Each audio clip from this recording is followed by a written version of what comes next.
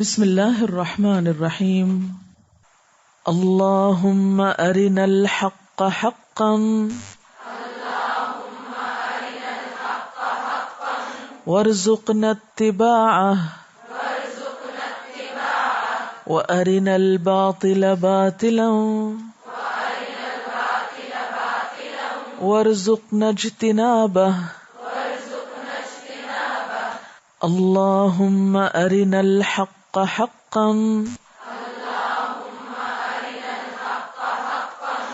وارزقنا اتباعه وارنا الباطل باطلا وارزقنا اجتنابه اللہم ارنا الحق حقا وارزقنا اتباعه وارنا الباطل باطلا وارزقنا اجتنابه اللہم اے اللہ ارنا دکھا ہم کو الحق حقا حق کے طور پر، یعنی ہمیں حق ہی حق نظر آئے، ورزقنا اور عطا کر ہم کو اتباع اس کا اتباع، اس کی پیروی، وارنا الباطل اور دکھا ہمیں باطل باطلا باطل ہی، یعنی باطل کو باطل دکھا، ورزقنا اور عطا کر ہمیں اجتنابہ اس سے بچنے کی توفیق۔ اے اللہ ہمیں حق کو حق دکھا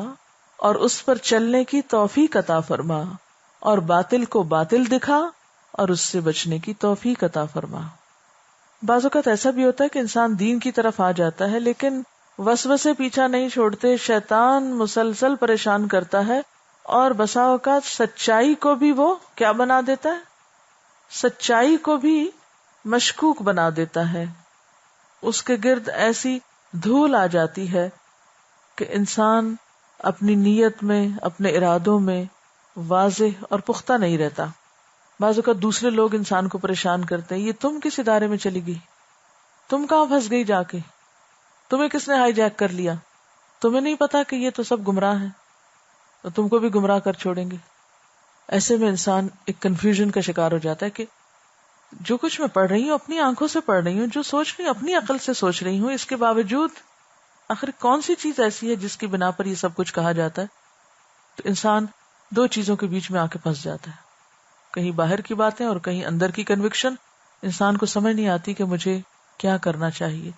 ایسے میں پھر اللہ ہی سے دعا مانگنی چاہیے کہ اللہ تعالیٰ جو حق ہے، جو تجھے پسند ہے، جس سے تو راضی ہے، جو تجھے خوش کر دے، ہمیں وہ کام دکھا، وہ راستہ سجھا، وہ طریقہ اختیار کرنے کی توفیق دے، ورنہ تو کوئی فائدہ نہیں۔ ساری دنیا بھی ہم سے خوش ہو جائے اور اللہ تعالیٰ اگر ناراض ہے تو ہے کوئی فائدہ؟ کچھ فائدہ نہیں۔ اور اگر ساری دنیا ناراض ہو جائے اور ایک اللہ کی ذات ہم سے راضی تو یہ کامیابی کا سودا ہے، واللہ یہ کامیابی کا سودا ہے کہ انسان اس اصل ذات کو راضی کر دے، اس کو خوش کر دے۔ تو اس لیے جب کبھی کنفیوز ہونے لگے، جب کبھی پریشان ہونے لگے، جب کبھی دل میں کوئی ایسی بات آئے، اندر سے آئے یا باہر سے آئے، تو فوراً یہ دعا مانگے،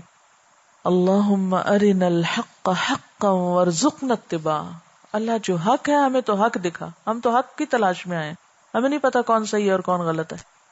اور پھر ہمیں اس قرآن کا وہ معنی، وہ سمجھ، وہ عمل اس میں دے جو واقعی تیری رضا اور تیری پسند کے مطابق ہو۔ کیونکہ پڑھنے کے بعد بھی شیطان کہتا ہے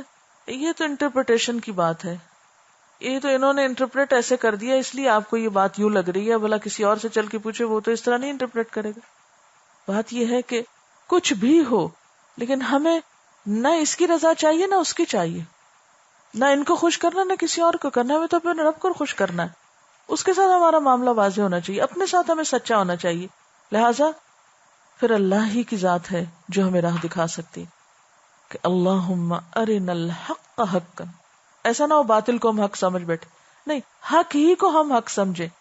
حق ہی ہمیں حق نظر آئے، اور پھر صرف نظر ہی نہ آئے بلکہ ہمیں اس کی پیروی کی توفیق بھی دے، ہمیں اس پر عمل بھی سکھا، اور باطل ہی باطل نظر آئے، کہیں باطل حق نہ نظر آئے، ورزقنا اجتنابہ، اور جہاں ہمیں کلک کر جائے، الہام ہو جائے یہ درست ہے اور یہ غلط ہے، تو جو چیز غلط ہے پھر ہمیں اس سے بچا بھی لے، کیونکہ وہ توفیق بھی اللہ کے پاس، جس کو چاہتا ہے ہدایت دیتا ہے، جسے چاہتا ہے گمراہ کر دیتا ہے۔ جب ہدایت اس کے ہاتھ میں، وہ ہدایت دیتا ہے، تو اسی سے دعا مانگی جائے گی کہ وہ ہمیں ہدایت دے، اور پھر جب ہدایت کا راستہ دکھائے اور ہدایت دے تو پھر کیا دے؟ ساتھ عمل کی توفیق بھی دے۔ ٹھیک ہے، اب اس سوچ کے ساتھ دعا مانگیے، اللہم ارنا الحق حقا وارزقنا اتباعہ وارنا الباطل باطلا وارزقنا اجتنابہ۔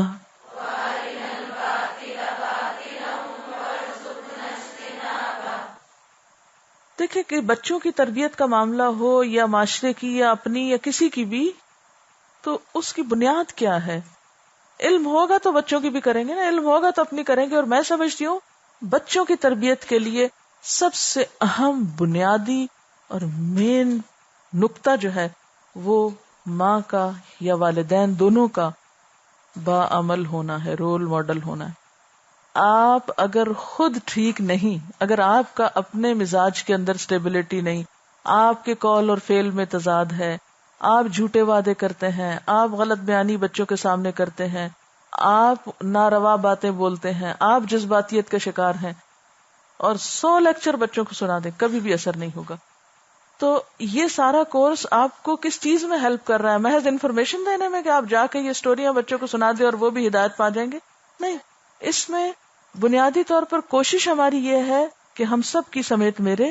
ایسی تربیت ہو کہ ہم زبان سے زیادہ عمل سے تبلیغ کرنے والے بنے،